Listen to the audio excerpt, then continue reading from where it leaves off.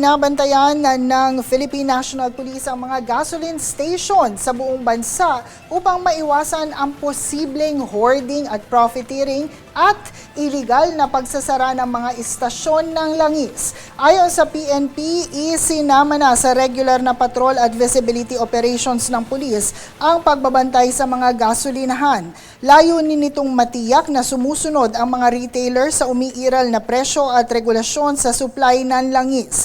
Ginagawa ito ng mga pulis sa koordinasyon na din ng Department of Energy at iba pang ahensya ng pamahalaan. Sa ngayon, sinabi ng PNP na wala pa namang naitatala na kumpirmadong kaso ng hoarding, profiteering o hindi otorisadong pagsasara ng mga gasoline station. Gayunman, tiniyak ng PNP na mananatiling alerto at handa ang pulisya sa anumang ulat ng iligal na gawain.